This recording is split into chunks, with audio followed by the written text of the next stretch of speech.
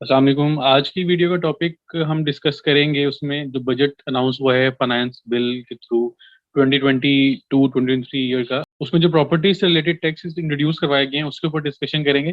तो सबसे पहले जो करंटली कैपिटल गेन के हेड में जो डिस्पोजल के ऊपर गेन आता है हमें प्रॉपर्टी बेचने के ऊपर, जो सेक्शन 37 लगता है जिसपे, उसके अंदर काफी मेजर चेंज आया है। जो सबसे पहले करंटली जो रेट्स एप्लीकेबल हैं वो मैं आपको पहले दिखा देता हूँ कि अभी जो क्राइटेरिया एप्लीकेबल है उसके अंदर जो कैपिटल गेन की अमाउंट है वो रिड्यूस होती है जैसे जैसे आपका होल्डिंग पीरियड बढ़ता है। 4 साल के बाद अगर आपको प्रॉपर्टी बेचते हैं तो उस पर आपको कोई भी गेन, टैक्सेबल गेन शो नहीं होता और आपका टैक्स का रेट जीरो लगता है और अल्टीमेटली आपको कोई भी टैक्स जमा करवाना नहीं पड़ता अपने गेन के ऊपर। करंट अभी फाइनेंस बिल पास हुआ, उसमें ये टेबल पूरे का पूरा उसको ओमिट कर दिया है। मतलब उसकी कैपिटल गेन की अमाउंट जो डिक्रीज करती थी जैसे जैसे आपका होल्डिंग पीरियड इंक्रीज होता था, उसके अंदर उसको 100% टैक्सेबल कर दिया, चाहे आप अपनी प्रॉपर्टी जब मर्जी बेचें। अब ये वाला टेबल एप्लीकेबल नहीं होगा, होल्डिंग पीरियड की बेस पे आपका कैपिटल गेन की अमाउंट इंक्रीज डिक्रीज अब नहीं होगी। अभी जो करंटली रेट्स एप्लीकेबल हैं उसके अंदर गेन के ऊपर जितना आपके जैसे ऊपर गेन, आपको जो टैक्सेबल गेन निकलता है इस टेबल के थ्रू, कि अगर आप प्रॉपर्टी 1 साल के अंदर अंदर बेच रहे हैं तो आपका पूरे का पूरा गेन टैक्सेबल है, जो कि ए से उसने डिनोट किया है उसको। तो उसके ऊपर आपका डिपेंड करता है। अगर गेन आपका 5 मिलियन तक है तो 3.5% रेट है, प्रोग्रेसिव रेट है। जैसे जैसे आपकी गेन की अमाउंट इंक्रीज करती है आपका रेट ऑफ टैक्स जो है वो भी इंक्रीज हो जाता है। इस टेबल में भी काफी चेंजेस इंट्रोड्यूस करवाई गई हैं। तो सबसे पहले उसको देख लेते हैं कि अभी जो फाइनेंस बिल पास हुआ है उसके अंदर पहली, जैसे मैंने आपको चीज बताई कि जो टेबल एक है जिसमें कैपिटल गेन आपका डिक्रीज करता है जैसे जैसे आप प्रॉपर्टी का होल्डिंग पीरियड इंक्रीज होता है, वो खत्म कर दिया गया। तो अब एक यूनिफॉर्म टेबल इंट्रोड्यूस करवाया गया, उसके अंदर होल्डिंग पीरियड की बेसिस पे आपके रेट ऑफ टैक्स इंट्रोड्यूस करवाए गए। एक तो ये चेंज आया है। दूसरा जो मेजर चेंज आया है उसके अंदर, पहले इमूवेबल प्रॉपर्टी के अंदर कोई कैटेगरी डिफाइंड नहीं थी, प्लॉट, कंस्ट्रक्टिव प्रॉपर्टी, फ्लैट, सब कुछ उसी के अंदर कंसिडर्ड होते थे। लेकिन अब उसको 3 कैटेगरीज में डिफाइन कर दिया गया है और हर कैटेगरी पे डिफरेंट रेट हैं depending on the holding period. जब आप जिस वक्त आप उसको बेचेंगे, जितना आपका होल्डिंग पीरियड होगा उसके ऊपर डिपेंड करेगा फर्स्ट आपका टैक्स, रेट ऑफ टैक्स, और सेकंड डिपेंड करेगा कि आपकी किस कैटेगरी की प्रॉपर्टी है। अगर फ्लैट्स है, कंस्ट्रक्टिव प्रॉपर्टी है या ओपन प्लॉट है, तो तीनों कैटेगरीज के डिफरेंट रेट्स हैं। तो अगर आप सबसे पहले अगर इसको हम एक समराइज करें तो फ्लैट के ऊपर अगर आप 2 साल के बाद कोई फ्लैट बेचते हैं, जैसे यहाँ पे आपको नजर आ रहा है 0% रेट ऑफ टैक्स है, यहाँ लिखा हुआ है कि with holding period exceeds 2 years but does not exceed 3 years। अगर आप कोई भी फ्लैट 2 साल के बाद बेचेंगे तो उसके ऊपर आपको कोई भी टैक्स जमा करवाने की जरूरत नहीं है। कोई जितना भी गेन आपका आएगा फ्लैट बेच के वो सारे का सारा एग्जेम्प्ट गेन होगा। 0% टैक्स आपको जमा करवाने के सारी सारी इनकम आपकी एग्जेम्प्ट इनकम रिकॉर्ड होगी।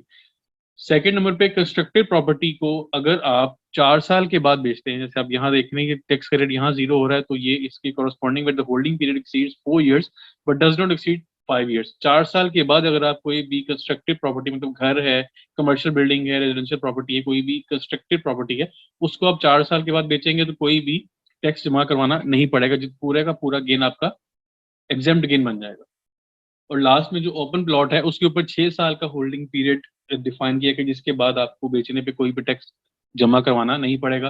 करंटली अभी जो क्राइटेरिया था जिसमें मैंने आपको अभी दिखाया इसमें, कि 4 साल के बाद आपका जो गेन है वो जीरो हो जाता है, उसका टैक्सेबल गेन जीरो हो जाता है और कोई भी आपको टैक्स जमा करवाना नहीं पड़ता।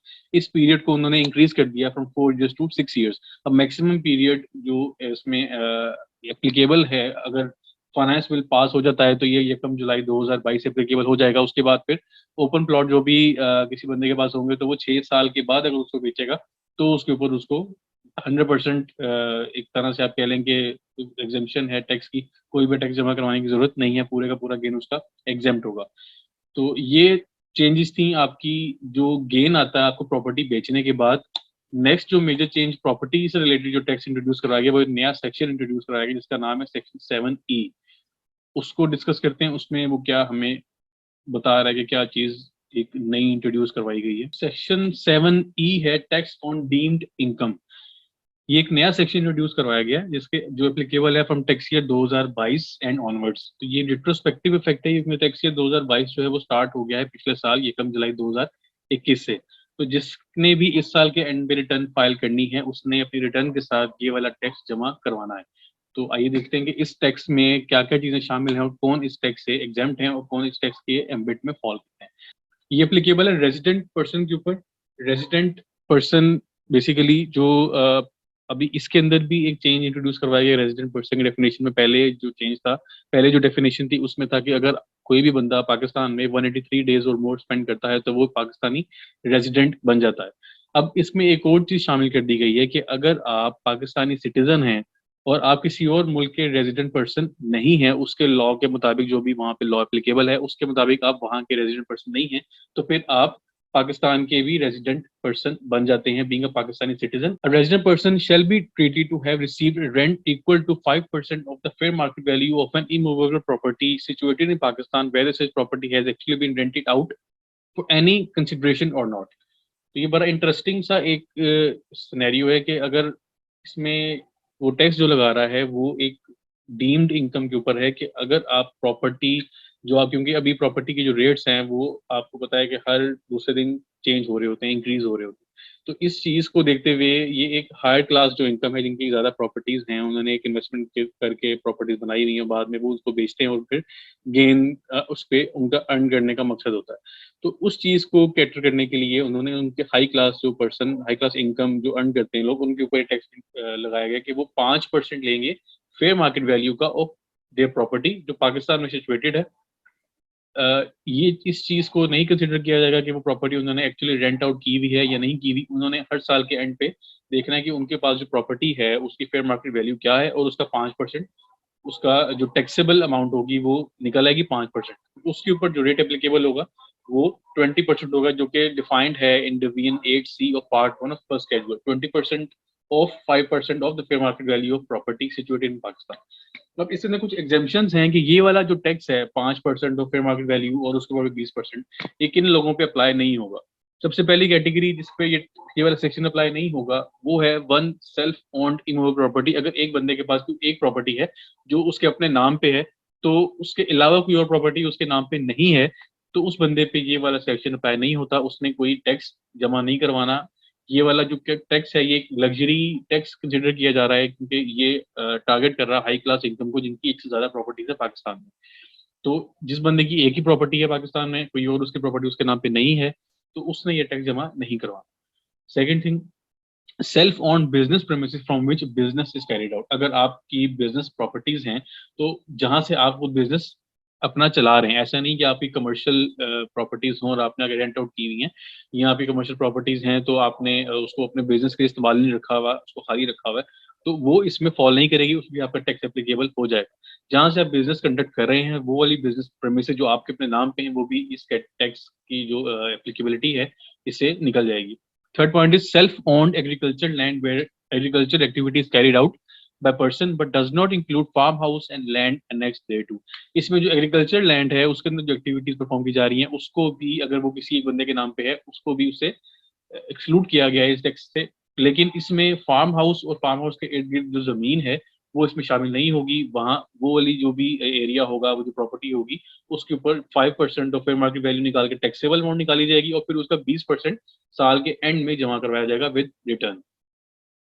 Point D is where the fair market value of property or properties in aggregate, excluding properties mentioned in clause A, B, and C, does not exceed 25 million rupees।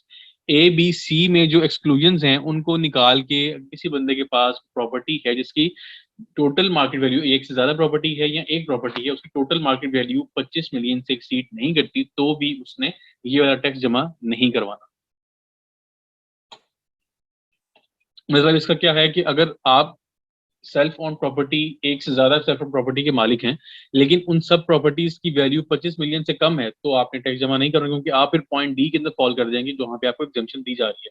Point A में अगर fall नहीं करते या point B में fall नहीं करते, आपकी business premises हैं लेकिन आप अपने बिजनेस के लिए यूज नहीं कर रहे, उसको आपने खाली रखा हुआ है, या आपने फ्यूचर में जाके किसी को रेंट आउट करने के मकसद से रखा है या इन्वेस्टमेंट पर्पज के लिए रखा हुआ है, लेकिन उसकी मार्केट वैल्यू और आपकी सारी प्रॉपर्टीज की मार्केट वैल्यू 25 मिलियन से कम है, तो आप एक्सक्लूड हो जाएंगे इस सेक्शन से। Point E is a provincial government, a local government, a local authority, a development authority. ये भी इस सेक्शन से एक्सक्लूजन इनको दी गई है कि इनकी भी जो प्रॉपर्टीज होंगी इसके ऊपर उनको टैक्स जमा करवाने की जरूरत नहीं है। Land development and construction projects of builders and developers registered with the director general of designated non financial business and professions of board. जो इस अथॉरिटी के साथ भी जो प्रोजेक्ट स्टार्ट किए जा रहे हैं वो भी इस टैक्स से एग्जेम्प्ट है। Last point is a property which is subject to tax under section 15 of the ordinance। section 15 basically है इनकम फ्रॉम प्रॉपर्टी का, जिसके अंदर जो आप प्रॉपर्टी रेंट आउट करते हैं उस पर जो रेंटल इनकम आती है वो सेक्शन 15 के अंदर टैक्स होती है। तो जो प्रॉपर्टी आप रेंट आउट की हुई उस पर आपको इनकम फ्रॉम प्रॉपर्टी आप अर्न कर रहे हैं, रेंटल इनकम अर्न कर रहे हैं, उस पर आप टैक्स जमा करवा रहे हैं, तो आपको ये वाला टैक्स जमा नहीं करवाना।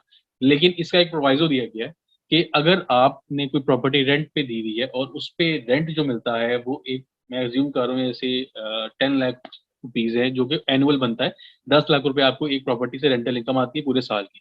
और अगर हम उस प्रॉपर्टी का फेयर मार्केट वैल्यू का 5% लें तो वो बनता है 12 लाख।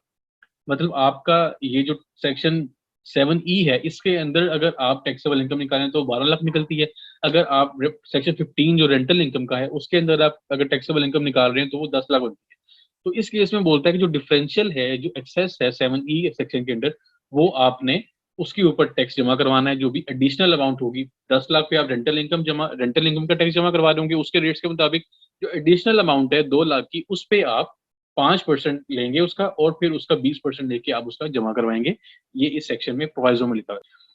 द फेडरल गवर्नमेंट में इंक्लूड एक्सक्लूड एनी प्रॉपर्टी और person for the purpose of this section. अब इसके अंदर एक अथॉरिटी दी गई है फेडरल गवर्नमेंट को कि वो फ्यूचर में भी चेंज करना चाहती है सेक्शन में तो कर सकती है। The federal government may include or exclude any personal property for the purpose of this section।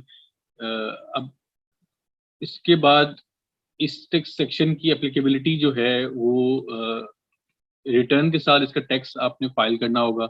अगर ये फाइनेंस बिल पास हो जाता है तो 1 जुलाई 2021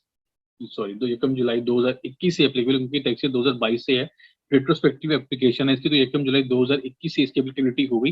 मतलब इस साल 30 जून 2022 से क्लोज होगा, आप रिटर्न फाइल करेंगे 30 सितंबर तक, उसमें आप अपनी इन प्रॉपर्टीज के ऊपर tax on deemed income under section 7E भी कैलकुलेट करेंगे और उसको रिटर्न के साथ उसको जमा करवाएंगे as tax on deemed income under this section।